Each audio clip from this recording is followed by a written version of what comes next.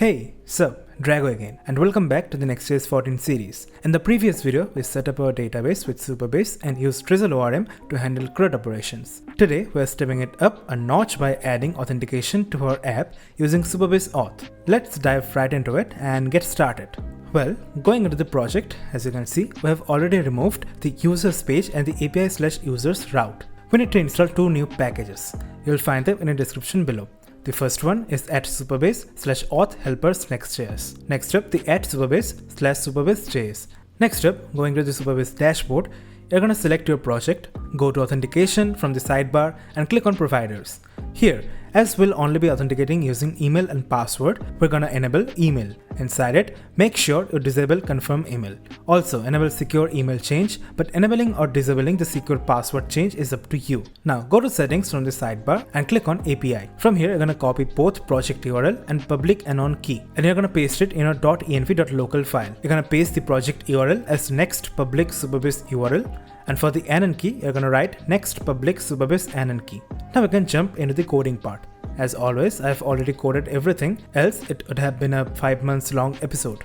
So let me just walk you through each file. At first, you're going to go to a lib folder and we're going to make a folder as Supabase. Inside it, we're going to make an index.ts. We're going to import create client component client from Supabase/auth helpers nextjs. We're going to create a Supabase client. This Supabase instance will only be used in the client side. Next up, as we'll be doing a proper authentication, we're going to change our schema. So inside Drizzle schema.ts, we're going to make an email field inside here and we're going to remove the password field. So based on the schema, we also have to change our user from the validation. So we added ID, we remove the length as 16. Next up, we have the username. Next, we have the email. We remove the password, obviously. Now, we made another file inside this validation as auth.ts. Inside it, we made two schemas. One, sign up schema. Second, sign in schema. The sign up schema requires the username, email, password with the regex, and confirm password. By default, the password and confirm password should always match, right? So after the schema, we actually refined the schema using the .refine, and we checked whether data.password is similar to data.confirm password or not.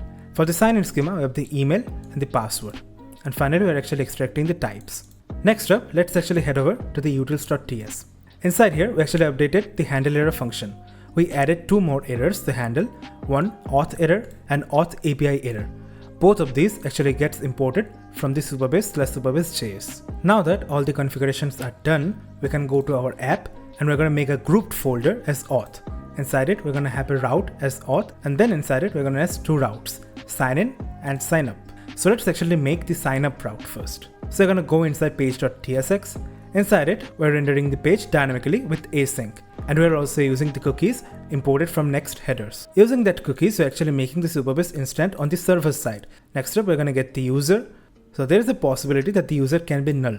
That's why we're doing if there is user, we're going to redirect the /dashboard. Now going to the sign up page, we actually rendered a form over here. Inside a card, the form with fields username, email, password, and confirm password. The control uses the use form hook over here with sign up data.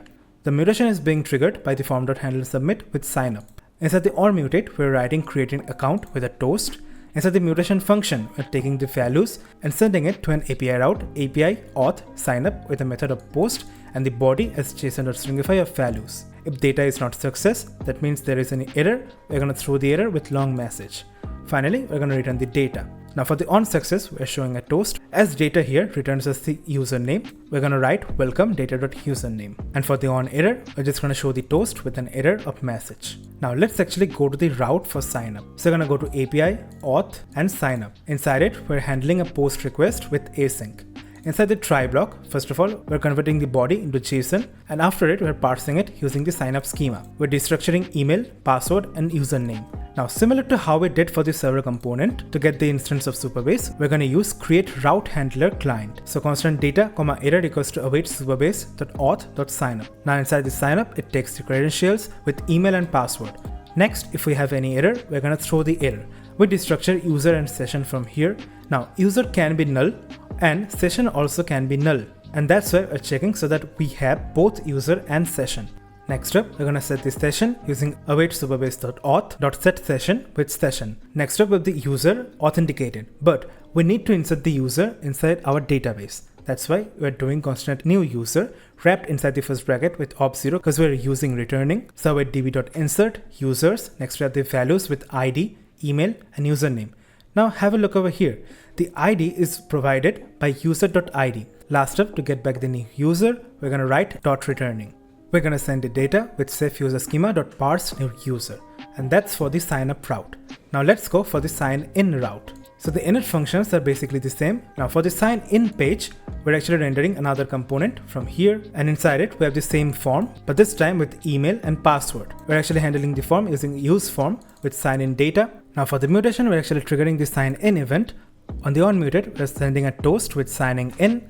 For the mutation function, we're sending a post request to API auth sign in with the body of values. If there is any error, we're going to throw the error with long message. Lastly, we're going to get back the data. And for the on success, we're just going to write welcome back data.username. If everything is good, we're going to push the router to /dashboard. For the on error, we're just going to send a toast with error.message. Now for the route.ts, we have the auth with sign in with route.ts. Similar to what we did for the sign up route, we're going to convert it to JSON. We're going to destructure email and password from sign in schema, because this time we have the sign in schema with email and password. We're going to make a route handler client of Supabase using the cookies. And now we're going to check whether there is any existing user in our database or not. So if there is no user, we're going to throw an error with user not found. Now if there is user, we're going to sign him in. So constant data error with await supabase.auth.signin with password. So inside it, it actually takes the credentials again with email and password. If there is error, we're going to throw it. This data returns us the user and the session. So we're going to destructure this session. We're going to set this session. And lastly, we're going to return the user as a response. And that's all for the sign-in page. Now last up, we also have a dashboard page. So inside the app, I'm in a protected folder. Inside it, we have a dashboard and page.tsx. Similar to what we did for sign in and sign up, we're getting the user from the Supabase client. But this time, if there is no user, we're going to redirect to /auth/signin. Next up, even though we have a user authenticated, we're going to find whether the user is present in our database or not. So if it is not, we're just going to redirect to /auth/signin. Now this time, we're actually going to pass this user to a client component, which is the dashboard page. It's marked as client. So we're going to parse the user using the safe user schema. And after that, we're going to pass it to dashboard page that takes the props of user, which is typed as safe user data. Now inside the dashboard page, we're actually rendering the user logged in as user.username. And last up, we're actually rendering a button. Inside it, on the onMuted, we're giving a toast with logging out. Next, for the mutation function, instead of sending it in an API route, remember we had a Supabase instance, so we are actually importing it with lib/Supabase, and we're using supabase.auth.signout. And inside it, we're going to give a scope. Now the scope can be global, local, or others. Now, if we get any error while logging out, we're just going to throw it, and it will be handled by our onError function. Next up, we're going to show a toast it logged out successfully, and finally we're going to change the route to /auth/signin. So let's actually test it out now. So if I try to actually go to /dashboard, it will redirect me to /auth/signin, as you can see. So let's actually create a new account. Now let's set sign up. This will create an account for us, and we are on the dashboard page. Have a look over here. So logged in as itsdrvgo, we have the logout button. Now let's actually log out using this button. So if I hit logout, and I'm now logged out. Let's actually use the original email and give a wrong password. Now it says invalid login credentials. Now let's actually fix the password and log in again. Look, we get to see welcome back, it's itsdrvgo. And that's it for today's video on setting up authentication with Supabase. We just walked through how to implement email signup, and you have seen how simple it can be to integrate Supabase inbuilt auth into your Next.js project. In the next video, we'll take things up a notch by creating a post stable and performing CRUD operations, along with handling some SQL joins. I don't want to miss this one, so make sure to subscribe and turn on notifications to stay updated. But before I finish up, I want to let you in on something exciting.